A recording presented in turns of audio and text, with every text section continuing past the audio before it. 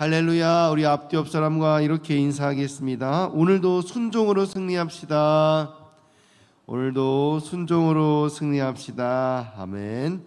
오늘은 사무엘하 6장 말씀을 통해서 하나님의 개입이란 제목으로 말씀을 전하겠습니다.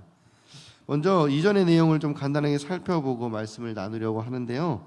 이스라엘의 초대 왕이었던 사울 왕과 다윗이 사랑했던 그의 아들 요나단의 죽음으로 사울의 나라가 끝이 났습니다. 그러나 그 나라를 이어서 계속해서 사울의 군대 장관이었던 아브넬이 사울의 아들 이스보셋을 왕으로 추대하여 유다 지파를 제외하고 그 나머지 11지파를 다 모아가지고 이스라엘 왕국을 세웠습니다.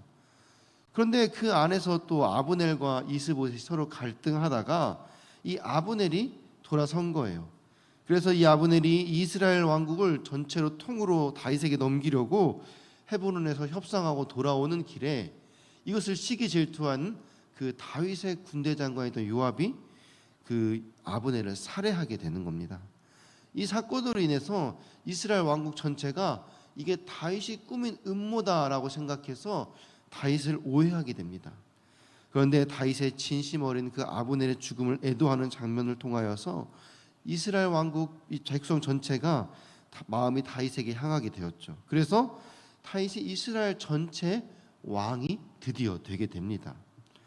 다윗은 유다 지파를 다스렸던 그 헤브론 그 수도를 떠나서 이제는 이 유다 지파와 베냐민 지파 그 사이에 있는 이방인의 도시 예루살렘을 새로운 수도로 정하고 점령에 나섭니다. 이때 블레셋이 다윗의 성장의 위기를 느껴서 2번이나 공격을 해왔는데 하나님의 도움으로 승리를 하게 되었죠. 또한 이미 이 예루살렘을 또 점령하고 있던 여부스 족속도 하나님의 은혜로 그냥 단번에 제압하는, 이게 30년 만에 그 정복하게 되는 그런 일들이었는데 하나님의 은혜로 단번에 제압하게 되는 것이지요. 그래서 드디어 이제 수도를 예루살렘으로 옮기게 되었습니다. 오늘 본문은 예루살렘에 이 백향목 왕국을 건축한 이 다윗이 하나님의 언약궤를 왕궁으로 안치하려는 그 1차 시도에 관한 내용입니다. 이 과정에서 하나님의 개입이 있었어요. 하나님의 개입은 우리에게 성공만을 가져다 주는 것은 아닙니다. 때로는 우리의 삶을 돌아보기 위해서 하나님이 개입하시는 일들이 있다는 거죠. 오늘 말씀을 통해서 우리 삶에 역사하시는 하나님의 개입을 생각하며 내 삶 속에서 돌아보아야 할 부분이 있었는지 함께 살펴보는 귀한 시간 되기를 소망합니다. 아멘. 사무엘하 우리 본문 6장 1절 2절을 같이 좀 읽겠습니다. 1절 2절입니다. 시작. 다윗이 이스라엘에서 뽑은 무리 3만 명을 다시 모으고 다윗이 일어나 자기와 함께 있는 모든 사람과 더불어 바알레 유다로 가서 거기서 하나님의 궤를 메어 오려 하니 그 궤는 그룹들 사이에 자정하신 만군의 여호와의 이름으로 불리우는 것이라. 아멘. 다윗이 무리 3만 명을 다시 모았습니다. 이 다시라고 말하는 것은 그 전에 이제 블레셋과 2번의 전쟁 이후에 3번째로 다시 한번 또 모으는 거예요. 그런데 이번에는 무리를 모은 이유가 무엇이냐? 언약궤의 이동을 보호하기 위해서 3만 명이라는 사람들을 모으게 된 거예요. 다윗이 언약궤를 왕궁으로 모시려는 목적은 다윗이 이제 모든 일을 언약궤 앞에서 하나님께 묻기 위하여 아주 선한 의도를 가지고 그렇게 사람들을 모은 것이지요. 우리 역대상 13장 13절을 같이 읽겠습니다. 시작. 우리가 우리 하나님의 궤를 우리에게로 옮겨오자 사울 때에는 우리가 궤 앞에서 묻지 아니하였느니라. 아멘. 아멘. 사울의 나라가 망한 이유가 무엇이냐면은 하나님께 묻지 않았기 때문이에요. 다윗은 그것을 너무나 잘 알고 있었습니다. 그래서 이제는 하나님께 물으며 이 나라를 운영하기 위해서 하나님의 언약궤를 이 왕궁으로 가져오려는 것입니다. 여호와의 언약궤를 이제 바알레 유다라는 지역에서 가져와야 하는데 이 바알레 유다는 유다에 속한 바알들이라는 뜻을 가진 그 도시인데 사실은 이제 기랏 여아림의 다른 말이에요.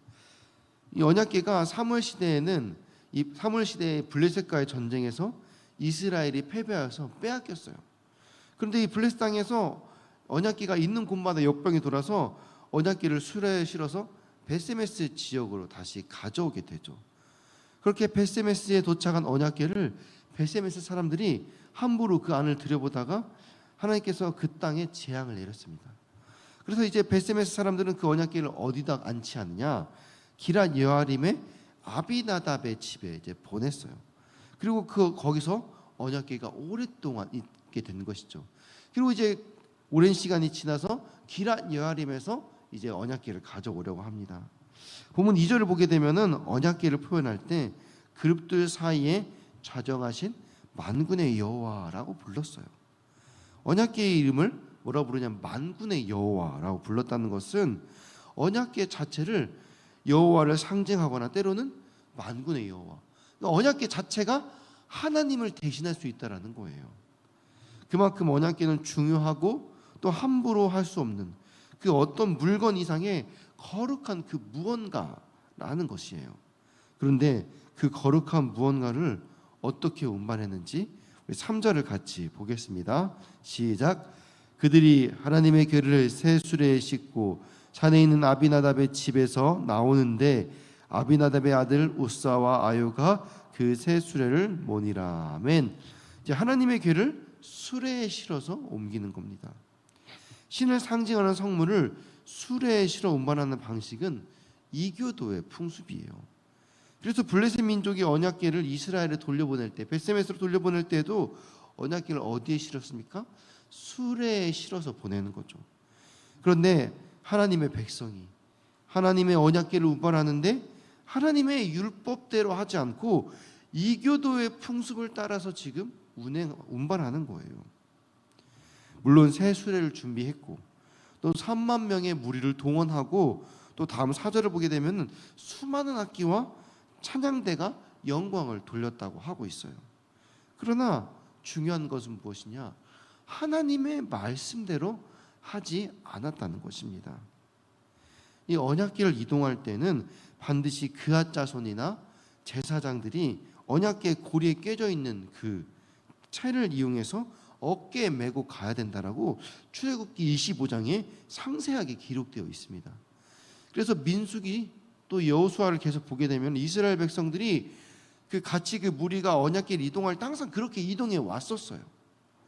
그 방식을 따라왔어요. 그런데 너무 오랜 기간 이스라엘이 언약궤와 떨어져 있었던 거예요. 가나안 땅에 정착해 살면서 사무엘 시대, 사울 시대 동안 계속해서 기럇 여아림에 머물러 있었던 거예요. 언약궤가 아무도 그 언약궤를 찾지 않았던 것입니다. 이제서야 다윗이 하나님의 언약궤를 찾았고 이제는 하나님을 이 번듯한 이스라엘 나라의 중심으로 모시려고 하는데 너무나 오랫동안 언약궤와 떨어지다 보니까 이제는 그 언약궤를 어떻게 운반해야 될지를 잊어버린 것입니다. 사람도 너무 오랜만에 보면은 아무리 친했던 사이라도 어색하기 마련입니다. 어떻게 대해야 될지를 모를 때가 가끔 있어요. 어렸을 때는 뭐 거시기 친구라고 허물없이 지냈던 사이인데 한 몇 년, 뭐 30년 만에 보고 이러면은 얘가 이걸 좋아했는지 싫어했는지 가물가물한 거예요. 그러면 나도 모르게 실수하게 되는 거죠. 3절에 나오는 이 아비나답은 제사장이거든요.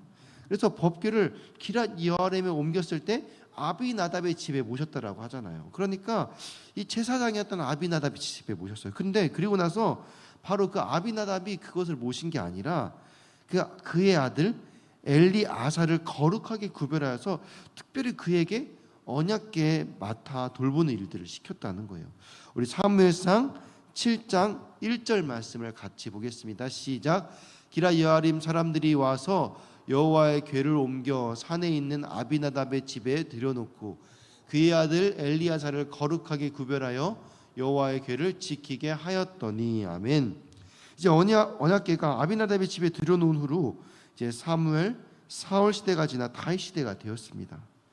성경에 그런 것들을 살펴보면 약 65년에서 70년 정도 흐른 것을 알 수 있어요. 그런데 본문 3절을 보면은 아비나답의 아들 우사와 아요가 수레를 몰았다라고 기록하고 있어요. 좀 이상하죠. 아비나답의 아들 누구죠? 갑자기 이름이 안 나요. 엘리야살.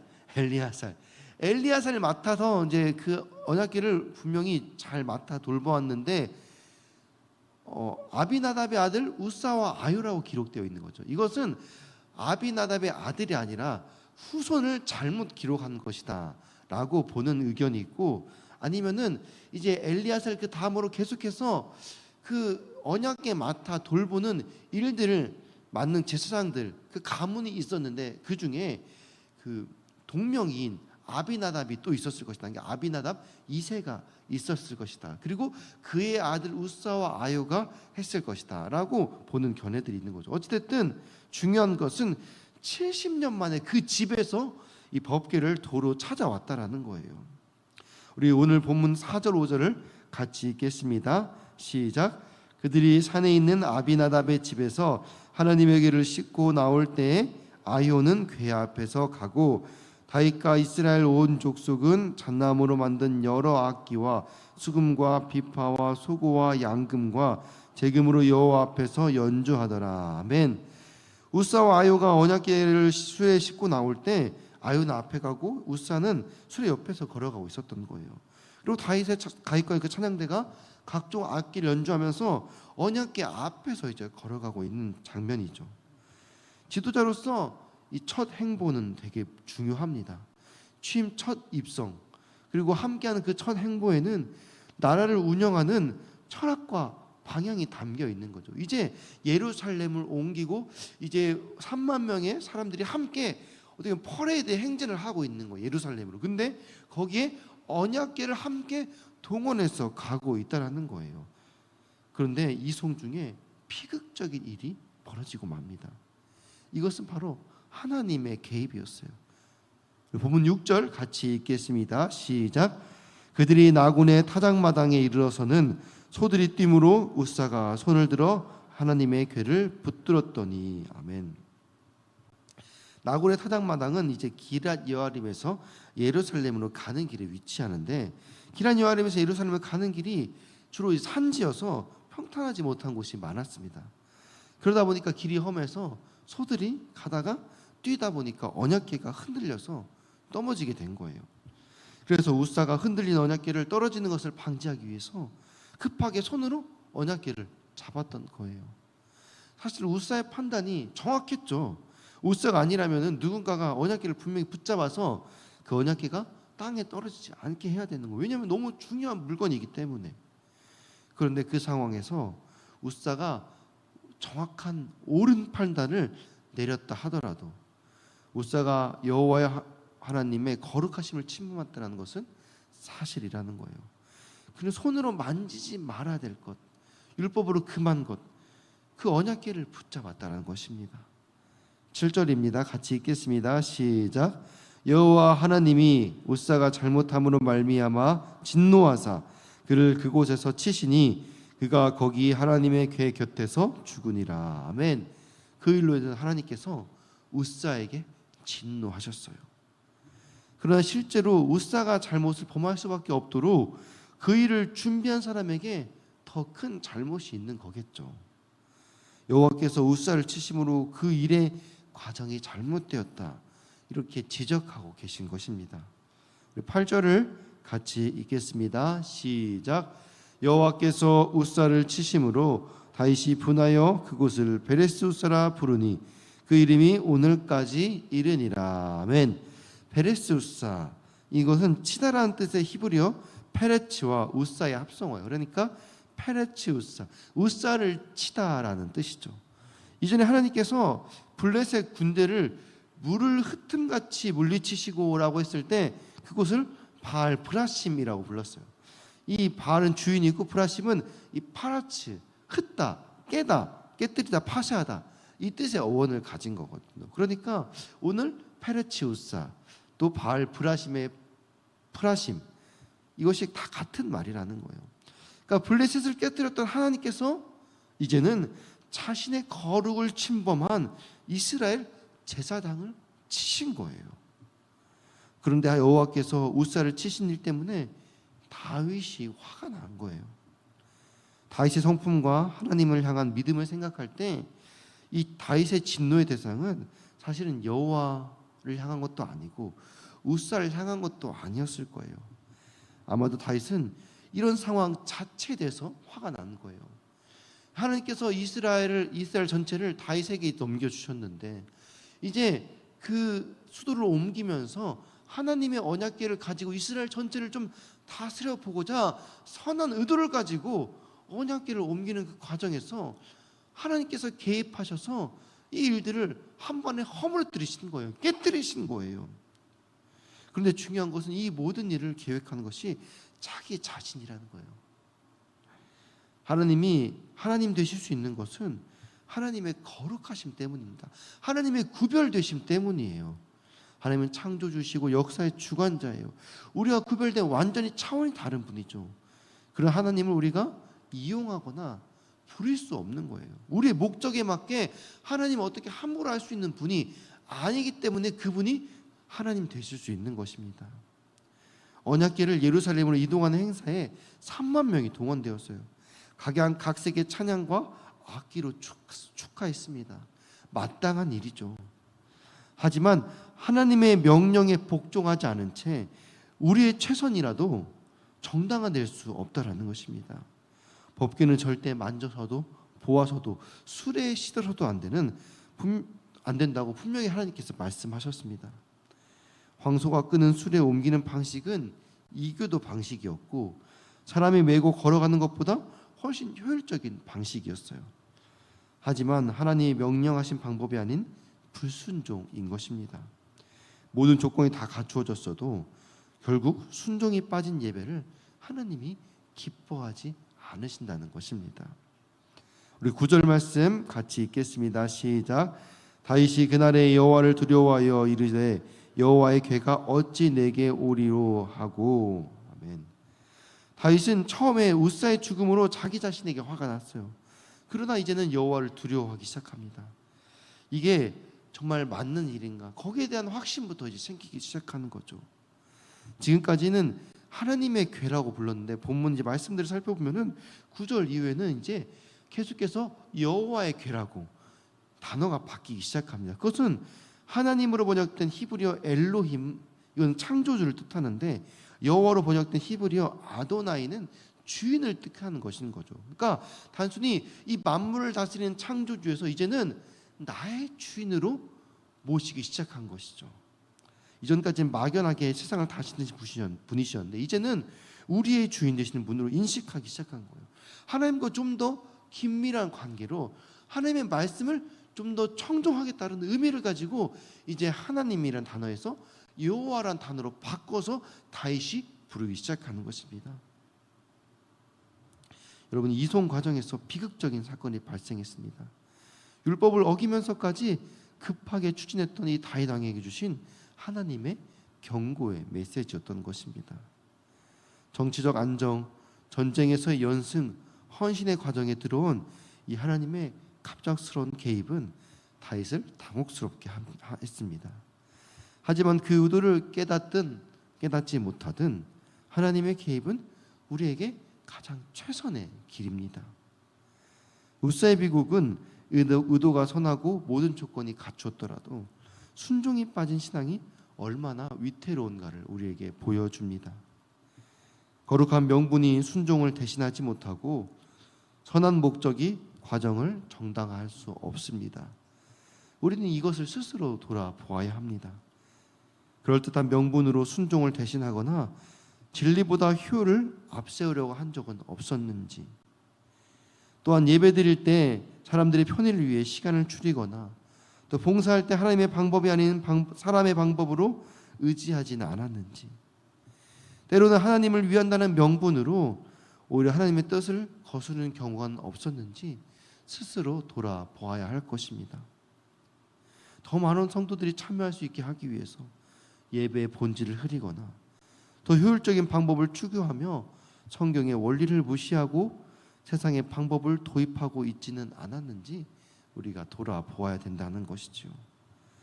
우리 10절 11절 말씀을 같이 읽겠습니다. 시작.